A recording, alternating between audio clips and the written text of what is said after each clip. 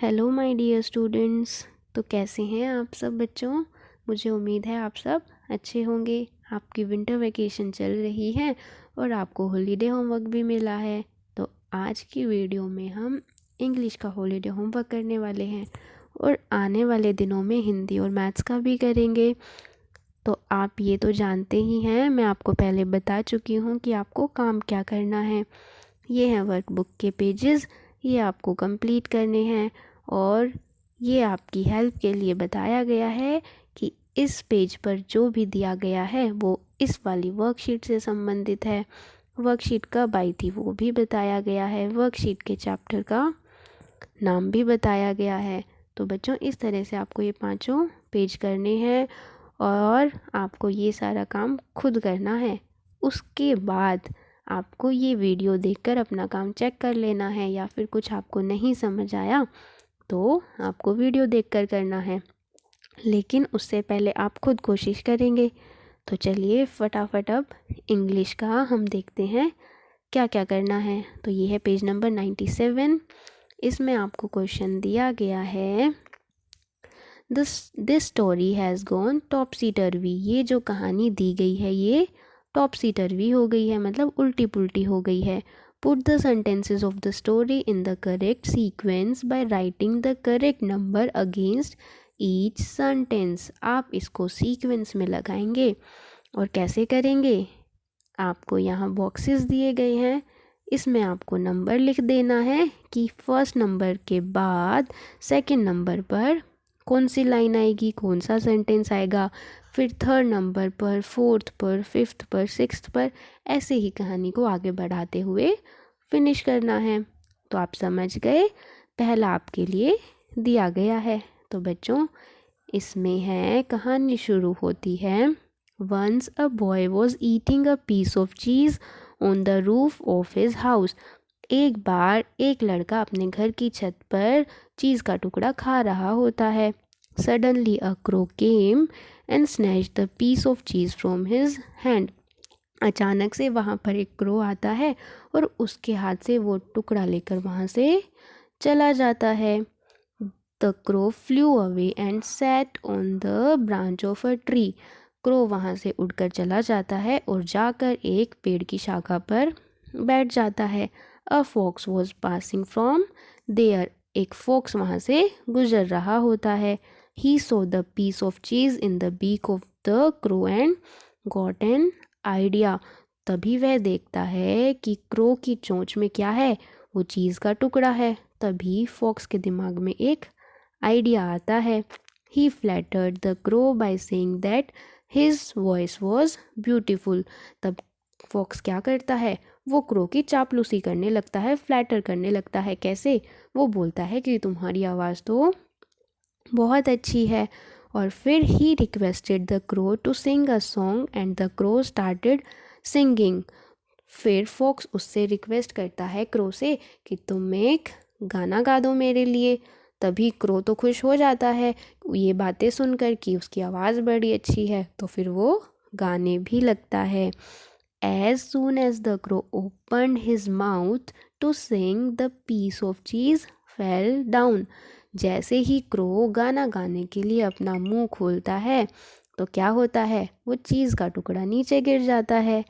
Immediately the fox picked up the piece of cheese and disappeared. तभी फटाफट से fox उसको उठाता है और वहाँ से डिसअपियर हो जाता है, गायब हो जाता है, भाग जाता है। तो ये है स्टोरी आपको जो सीक्वेंस में करनी है। अब करेंगे नेक्स्ट पेज नंबर 104। यहाँ पर आपको क्या करना है, क्वेश्चन है आपके लिए, fill in the blanks using the words given in the help box, one has been done for you. ये कुछ वर्ड्स हैं जिनका इस्तेमाल करके आपको नीचे दिए गए फिल इन द ब्लैंक्स को कंप्लीट करना है बच्चों। एक आपके लिए करके दिखाया गया है, तो ये भी हम देख लेते हैं। First, my hair is as soft as fur. मेरे हेयर फर की तरह एकदम सॉफ्ट हैं। तो ये वाले क्वेश्चंस बच्चों हमने वर्कशीट में किए थे, है ना। तो उसी तरह से आपको यहाँ भी करना है। Rohan is as brave as a lion. Rohan एक लायन की तरह ब्रेव है। Her teeth are as white as snow, उसके दांत स्नो की तरह सफ़ेद हैं। My grandmother is as cool as a cucumber, मेरी दादी माँ कुकुम्बर की तरह कूल हैं। बच्चों यहाँ पर कूल का क्या मतलब है कि वो एकदम शांत हैं, धैर्य है उनके अंदर, पेशेंस है, धैर्यवान है ना। Fifth, this room smells as fresh as a daisy, यह कमरा एक डेजी क्या है बच्चों, एक फूल है गुलबहार का, है ना, उसकी तरह क्या है ये कमरा, फ्रेश है। Shabnam is walking as slow as a snail, Shabnam कैसे चल रही है, स्नेल की तरह बिल्कुल धीरे। The player runs as fast as a cheetah, these boys are as alike as two peas in a pod, alike मतलब एक जैसे दिखते हैं जैसे दो peas. My mother is as busy as a bee, Arvind is as fast as lightning, यहाँ पर quick भी आ सकता है। तो बच्चों इस तरह से आप ये fill in the blanks complete कर देंगे। अब चलते हैं नेक्स्ट क्वेश्चन पर, पेज नंबर 108 पर। क्वेश्चन नंबर यहाँ पर है 7, correct the degree of comparison of adjectives in the following sentences. बच्चों हमने डिग्री ऑफ कंपैरिजन के बारे में पढ़ा था, तो आपको यहाँ पर जो सेंटेंस दिए गए हैं उनमें आपको डिग्री ऑफ कंपैरिजन को ठीक करना है। मतलब यहाँ पर जो सेंटेंस दिए गए हैं उनमें गलती है। Rewrite them in the space provided, उनको यहाँ दी गई जगह पर दोबारा लिखिए। One has been done for you, एक आपको करके बताया गया है।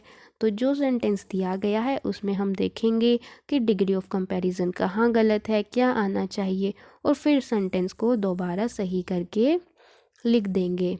तो बच्चों आपके लिए ए तो कंप्लीट है, अब बी करेंगे।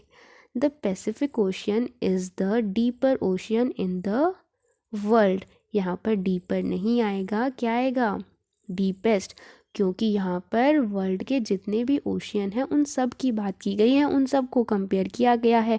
और जब हम दो से ज़्यादा चीज़ों को कंपेयर करते हैं तो सुपरलेटिव डिग्री का यूज़ करते हैं, और सुपरलेटिव डिग्री में लगता है EST, है ना।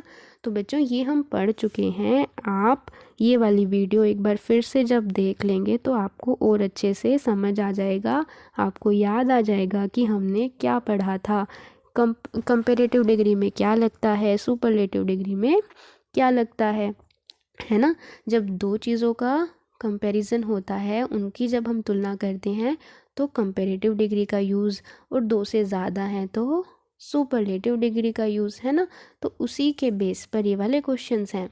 अब सी देखो, Suman has got the most highest marks in the test, इसमें आएगा Suman has got the highest marks in the test, most यहाँ पर नहीं आएगा, ये हाई की वो है हाई, हायर और हाईएस्ट।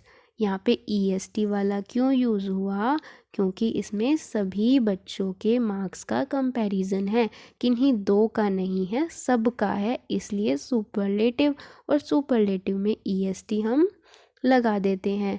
नेक्स्ट है Smita is most beautiful than Reema, इसमें यहाँ पर मोस्ट नहीं आएगा, मोर आएगा, Smita is more beautiful than Reema. अब यहाँ पर मोर क्यों आया, क्योंकि बच्चों ब्यूटीफुल का क्या होता है, पॉजिटिव होता है ब्यूटीफुल, फिर कंपेरेटिव में होता है मोर ब्यूटीफुल, और सुपरलेटिव में होता है मोस्ट ब्यूटीफुल। ठीक है, ये कुछ ऐसे शब्द होते हैं बच्चों जिनमें मोर और मोस्ट लगता है। तो ब्यूटीफुल का क्या होगा, सबसे पहले ब्यूटीफुल, फिर मोर ब्यूटीफुल, और फिर मोस्ट ब्यूटीफुल।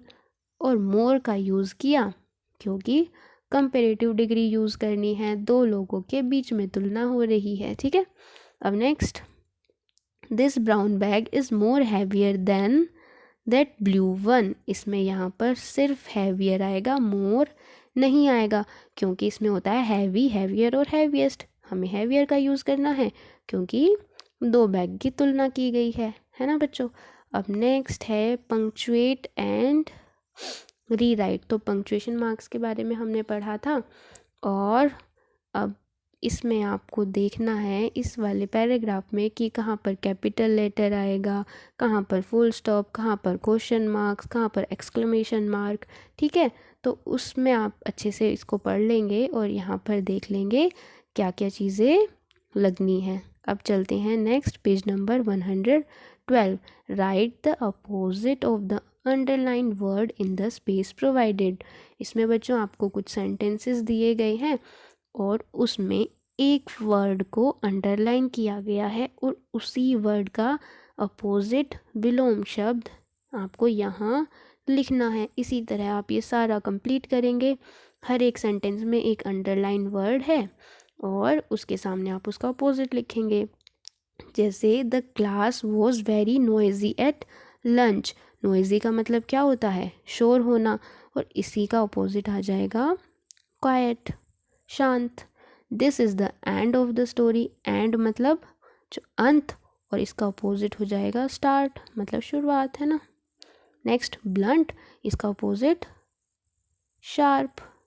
Complete, incomplete. इसी तरह आपको ये सारे कंप्लीट करने हैं। इंक्रीजिंग का डिक्रीजिंग, फोल्ड का अनफोल्ड। फोल्ड मतलब बच्चों ना, और अनफोल्ड मतलब खोल देना। रिमेंबर का फॉरगेट, रिमेंबर मतलब भूल जान, याद होना, और फॉरगेट मतलब भूल जाना। ऐसे ही इम्पोलाइट और पोलाइट। इम्पोलाइट मतलब जो अच्छे से बात नहीं करता है ना, और पोलाइट मतलब जो बिल्कुल शांति से नरमी से बात करता है। शॉर्ट और यहाँ पर टॉल। तो इस तरह से आप कंप्लीट करेंगे। यहाँ आप सभी स्पेलिंग अच्छे से देख सकते हैं, अपना काम चेक कर सकते हैं। Quite, start, sharp, incomplete, decreasing, unfold, forget, polite और टॉल। तो अब चलते हैं नेक्स्ट और लास्ट, पेज नंबर 123। ये लास्ट है बच्चों। Read each statement. If it describes a friendly act, then draw a happy face against it. If shows an unfriendly act, then draw a sad face against it. तो आपको क्या करना है, नीचे दिए गए सभी सेंटेंसेस को पढ़ना है, और अगर वो सेंटेंस एक फ्रेंडली एक्ट है, मतलब कोई अच्छी बात है जो हमें करना चाहिए, तो आप उसके सामने एक हैप्पी फेस बनाएंगे। ये सर्कल आपको दिया गया है, इसमें आप फेस बनाएंगे हैप्पी फेस।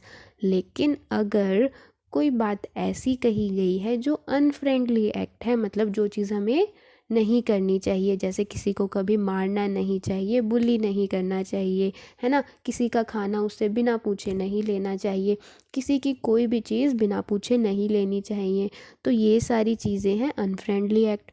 उसके सामने आप बनाएंगे एक सैड फेस। तो बच्चों ये भी हम देखते हैं, इस तरह से करेंगे। फर्स्ट है रिस्पेक्टिंग द एल्डर्स, बड़ों का आदर करना, रिस्पेक्ट करना अच्छी बात है, स्माइली बनाएंगे एक हैप्पी फेस। शेयरिंग थिंग्स, अपनी चीज़ों को शेयर करना, ये तो इसमें भी happy face. Using impolite words, इसमें क्या है, सैड फेस, क्योंकि ये अच्छी बात नहीं है, हमें पोलाइट वर्ड्स का यूज़ करना चाहिए। बुलिंग फ्रेंड्स, तो ये भी गलत बात है, सैड फेस बनाएंगे। शाउटिंग एट अदर्स, इसमें भी sad face. Shouting at others मतलब दूसरों पर चिल्लाना। बुलिंग फ्रेंड्स मतलब क्या था, अपने दोस्तों को बुली करना, परेशान करना। शेयरिंग लंच इन क्लास, अपना लंच शेयर करना, ये अच्छी बात है। फाइटिंग विद फ्रेंड्स, दोस्तों के साथ लड़ाई करना, ये गलत बात है, इसमें आप सैड फेस बनाएंगे। और हेल्पिंग अदर्स, दूसरों की मदद करना एक अच्छी बात है, तो एक हैप्पी फेस बना देंगे। ठीक है बच्चों, तो इस तरह से आप ये क्वेश्चन करेंगे, और जो जो फ्रेंडली एक्ट हैं वो आपको करने भी चाहिए, वैसा ही व्यवहार आपको करना चाहिए, है ना, अनफ्रेंडली एक्ट नहीं करने। ठीक है बच्चों, तो हमने ये 5 पेजेस कर लिए। पेज नंबर 123, ये कौन सा था, page number 112, page number 108, page number 104, और पेज नंबर ये था 97। यही वाले पेज नंबर हमें करने थे। तो बच्चों आप इंग्लिश का काम करें और अपना चेक करें। उसके बाद हम करेंगे हिंदी और मैथ्स का। थैंक यू बच्चों, have a nice day and take care.